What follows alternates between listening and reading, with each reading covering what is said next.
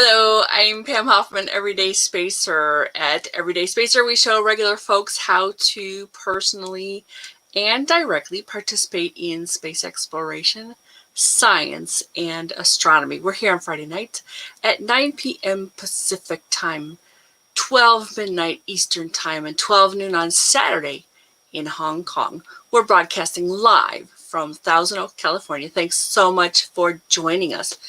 Jeff is still pretty sick, so he's helping be behind the scenes tonight. Tonight's topic is Zwicky Chemical Factory. We'll be back in 6.8 seconds.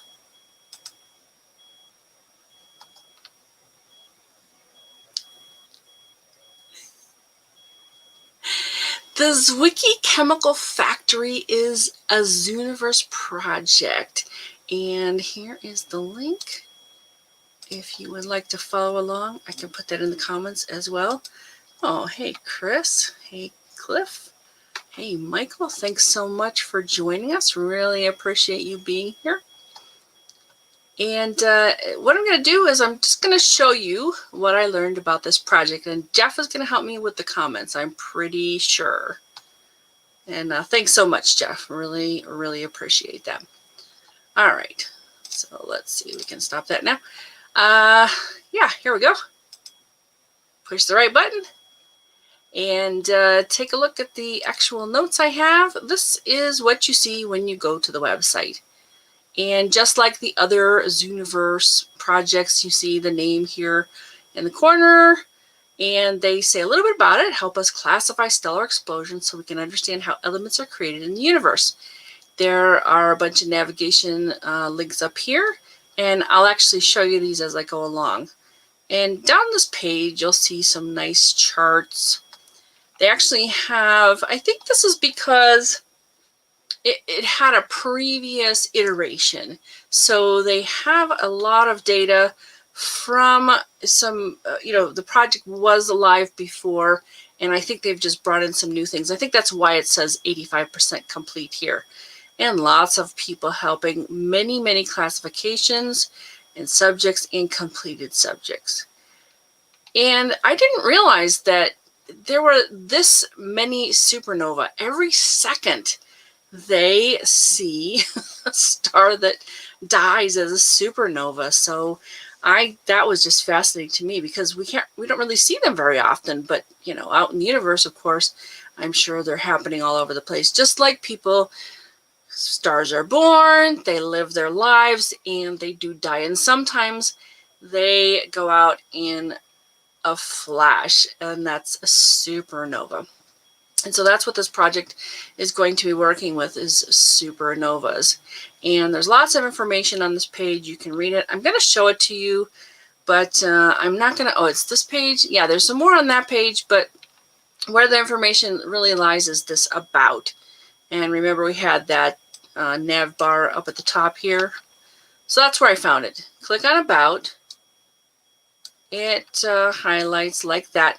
And then they have lots and lots and lots of information. One of the things I thought was really fascinating is they're using this time domain survey. And what they basically do is they look at things over and over and over and over again, night after night, in the same set of galaxies, and they watch them as they change. That's what they're looking for, is these changes. And this was named after Fritz Zwicky. And so, like I said, there's lots and lots and lots of really terrific information in here.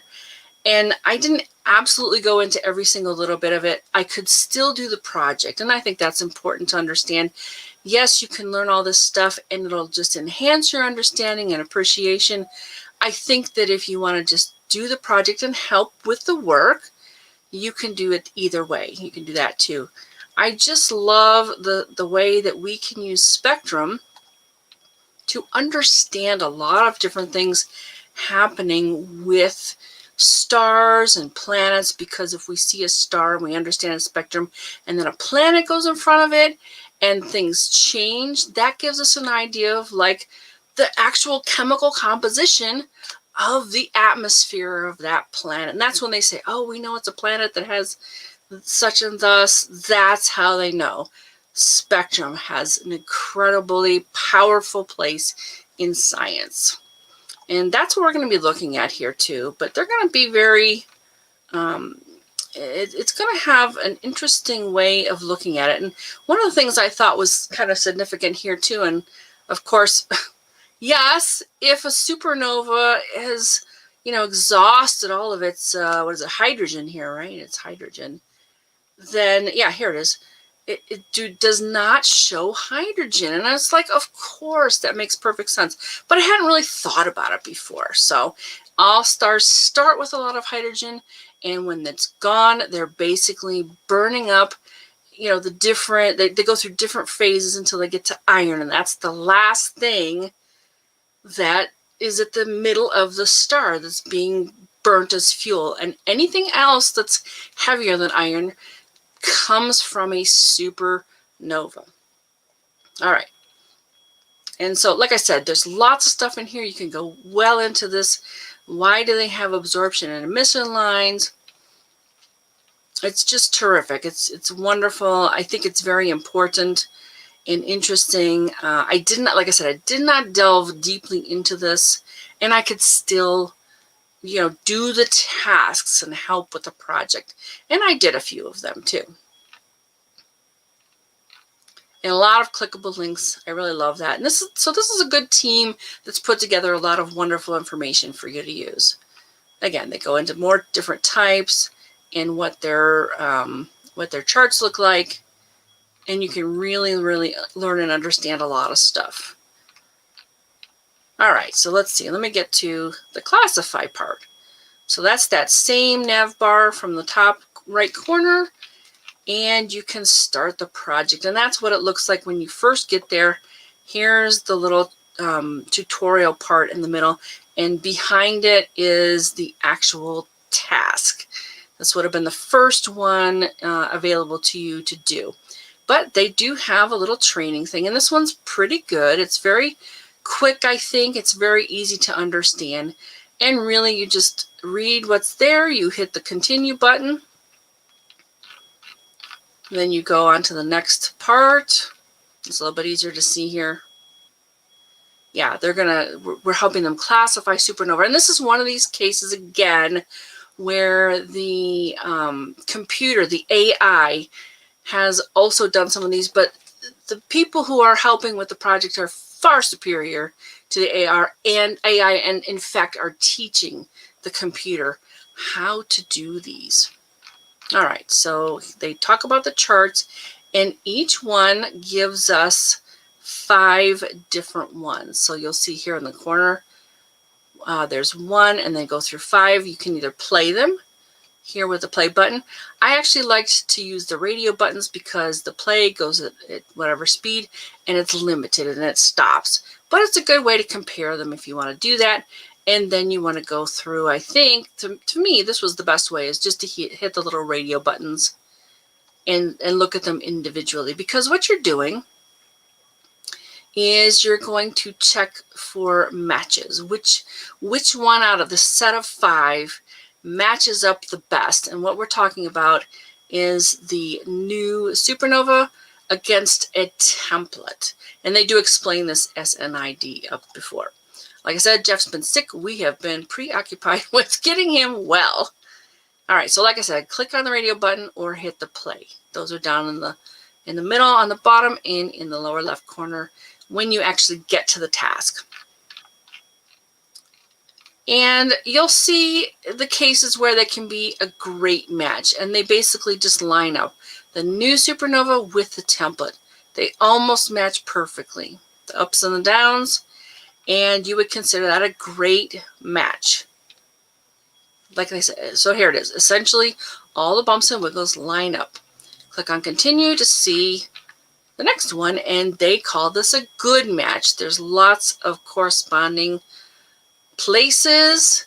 It's not exactly like the other one, though, and I didn't see anything that was exactly like that, perfect match.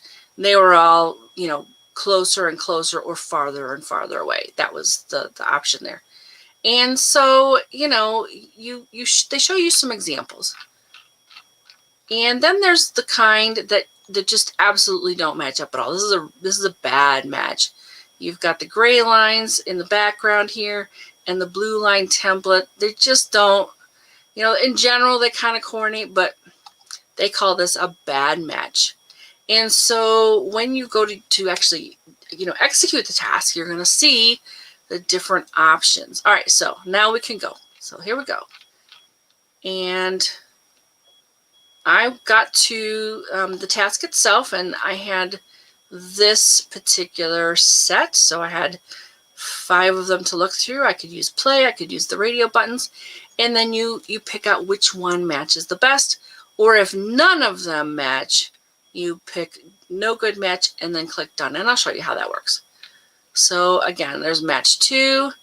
Yeah, that's pretty good too. But so I would go back and forth, and I think 2 is better than 1, and I kind of compared like a bunch of them together, and then I went back and went, oh yeah, 2 or 3 or 4, you know, those were kind of the best ones. See, even this is pretty good. That's number 3, match number 3. You see the radio button and the number up here. And I noticed something after a while. They're not all the same. They're not from all the same things. They're all different. And here we go with number 4 and number 5. So I thought out of this whole batch, the number 2 one looked like the closest. So I clicked on number 2, I clicked on done, and it gave me another set of 5. So really, that's the task. And you could almost sit and watch something on Netflix and do these and really help, because again, this is a case where people, the human brain, is in fact superior to a computer, you know, artificial intelligence that they try to use for these things. And in fact, you're teaching the AI a thing or two about good matches in this case. And I think it's wonderful. So they do have a whole new set of these. This was the second set I saw. So this is not a good match at all. But, you know, you go through and you pick the one and you click on it. And that is the task. I think this is wonderful. All right. And so as usual with the Supernovas projects, they give you a field guide. I didn't delve into this entirely, but it's, again, lots and lots more information. If you like to know, you know, more about this, you certainly have a lot of options here. And this just went on. You know, I just got one screenshot. It kept going, though. And each one of these has its own, you know, set of information. So absolutely take a look at that stuff. Learn about Supernova. And as with, you know, the other projects in Supernovas, you can talk to other people. And here is their forum formatting. So you can do this by yourself. You can do it with friends. And then there's collect as well. And people were collecting these. I guess they just like those particular charts. And maybe Jeff can tell you more about that.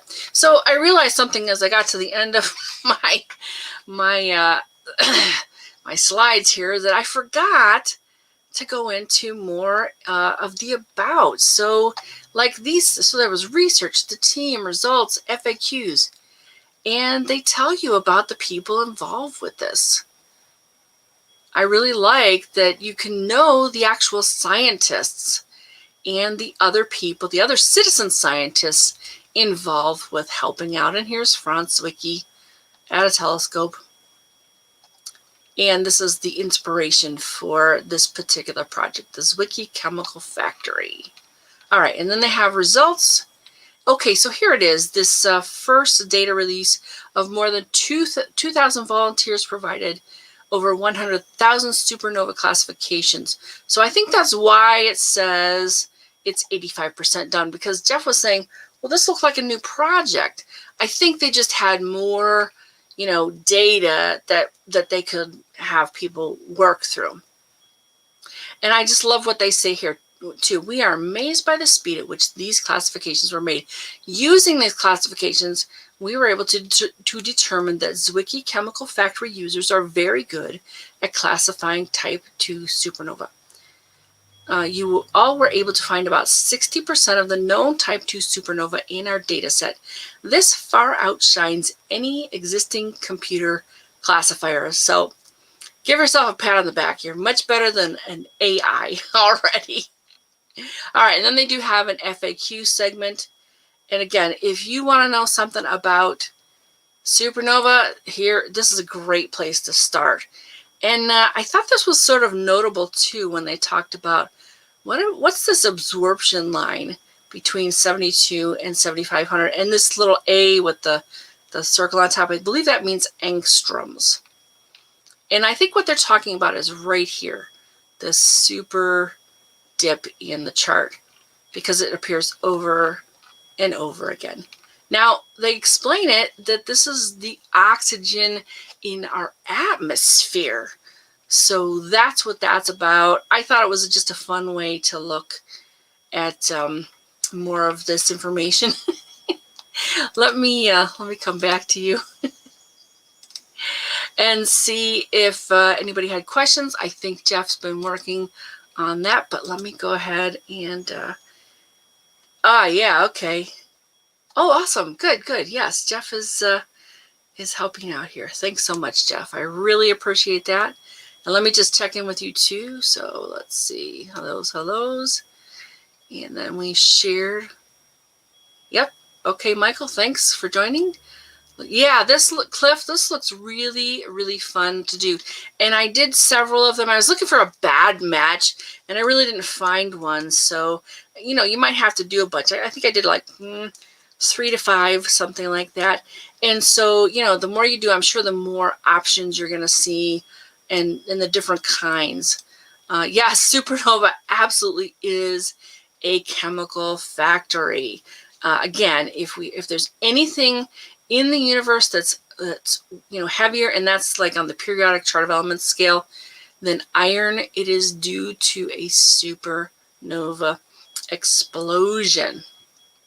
All right. So at this point in our show, we usually talk about, well, okay, we have a new comment. Okay. Hey, Daniel. I don't know what that is. Time crystals discovery? You're going to have to tell us, Daniel. Yes, doing a show on that. I don't even know what that is. I have no expertise in it. I can't do a show until, although, if you want to be a guest on our show and talk about time crystals discovery, that would be an excellent option. In fact, last week we had a little snafu with our guest. We still don't know what happened to Grant, and we tried something like kind of open mic night at a bar. We did open guest night, and I liked it very much, and I think our viewers kind of enjoyed that too. So we might actually do that again next year at the end of July. Well, I don't know what you think about that, but we'd love to hear what you have to say about it. Okay, a new state of perpetual motion matter. I can't say that that's a thing, but if it is and somebody can prove it, hey, Tex. Yes, awesome. Thanks for joining. Really appreciate that. All right, so at this point in our show, we usually tell you the things that you can see in the night sky this week, and we're talking about August the 6th through August the 13th. August 8th is the new moon. Also, Mercury and the moon are in conjunction. You want to look west right at sunset. The moon is near the sun, so we don't really see that. But Mercury would be visible in naked eye. August 9th, Mars and moon are in conjunction. You want to look west right after sunset. The moon is 1 day old. It's a very, very thin crescent, and it may or may not be visible. It is very thin as a 1 day old moon. And of course, Mars is right now, it's just too close to the sun to really be visible. And it has a cycle, and we kind of see it every couple of years, and then it fades out. All right, I have on here Blue Marble Week, and that's going to be August 10th and 11th, which they're going to be talking about Earth space elevator. And if you want more information about Blue Marble Week, let me know, because I'll have to go into Facebook and share that information with you. But I know it's a great group. We hear lots about them all the time, and I think it's fun to tune into that. All right, August 11th, Venus and the moon are in conjunction. Again, looking west after sunset. The moon is 3 days old, and it will be a nice, beautiful, thin crescent, and more easily visible, of course, by now. And Venus, of course, is also easily seen naked eye. I think that's a beautiful conjunction with the small crescent moon and Venus in the west near sunset. Hard to beat. August the 12th and 13th is when the Perseids meteor shower peaks. And, they have a range. You can see them anytime between July 17th and August 26th. However, the peak is when they're supposed to be more plentiful, like 50 to 90 an hour, that kind of thing. And, I've come to realize something. I really want to see a meteor storm. That's where the meteors look like rain. They're that often, because if you think about it, 60 an hour is 1 a minute. One goes by and you have to wait a whole minute to see another one. I think what we think about is a meteor storm, and I know some people have seen it, and they say it's incredible. One man was just like almost terrified of it. He was so surprised. This is the debris field left over from Swift-Tuttle and 109P comets, and because the moon is only 4 days old on the 12th, and it sets about 4 hours after sunset, it's not going to really interfere with this meteor shower, which is wonderful. Last month we had a meteor shower. It was less, frequent, like 10 to 20 an hour kind of thing, and we had a big moon. So that was going to be hard to see. But I think, for one thing, the Perseids is always a really great show for meteor showers. And because we have a nice small moon, I think this is going to be the one to watch. And of course, on August the 13th, we're back to Friday night and our show. We will be here again. You can find us on the Everyday Spacer Facebook page and the Everyday Spacer YouTube channel.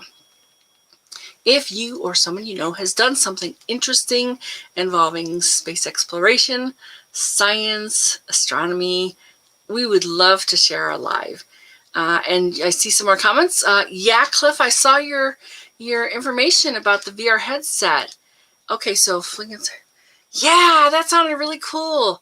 You were saying it was like the viewpoint of an astronaut on the space station? Very cool. All right, not subject matter expert, but all right, very good. I like breakthrough science too, Daniel. Appreciate that. And we do have one more comment. AC, thanks for joining. The heaviest of the elements, like gold, might actually be created not in supernova. Oh, okay. A neutron star merger, and so may create much of the universe as gold. I did not know that, AC. Thank you so much for enlightening us. I really, really appreciate it.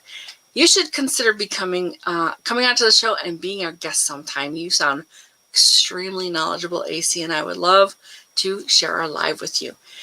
So like I said, next Friday is August the 13th. We will entertain more questions if you have them, more comments, that kind of thing.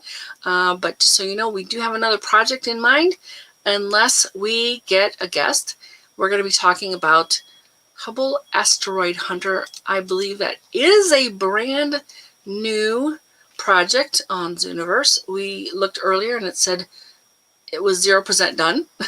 So, and Daniel, I'm not sure what you mean by this VR sickness is caused by factors such as latency. I'd love you to explain more about that. We are talking to some more people who are, on our calendar as guests now. Chris J. Kent is going to join us on August 27th. And Dr. Adam Dippert, otherwise known as the Space Juggler, is scheduled to be here on September the 10th. Valerie decided she was too busy right now, so we're not going to see her after all. But we're still talking to Chelsea Good and Don Dowdy, my ex-fiance. That would make an interesting show with me and Jeff and Don. I'm going to hang around just another couple of seconds because I know there's a lag between when I speak and when you hear. I want to make sure we get everyone's comments, and we do look for your comments later on in like the Facebook chat or the YouTube chat, and we'll try to answer your questions at that point as well. Again, if you would like to be a guest on our show, we would love to share our live with you. I'll talk about that next week. Thanks so much for joining us, Daniel, AC, Cliff, Tex. And Michael was in here, I know. Yes, there's Michael. Chris J. Kent, thanks so much. Really appreciate you being here. And, thanks, Chris. Can't wait to have you on our show. That's going to be fun, too. You are a super smart person. I'm really looking forward to learning what you're doing, more about what you're doing. And, if you have a byline you want me to share, I will add it to my notes. I just don't know exactly what you want me to do because you're doing so many different things. It's so cool and so exciting. Yeah, till next week, AC. Thanks so much. Really appreciate that. Daniel, we really appreciate you too. Thanks for being here with us tonight. All right, I'm going to wrap it up for you, and we'll see you next week.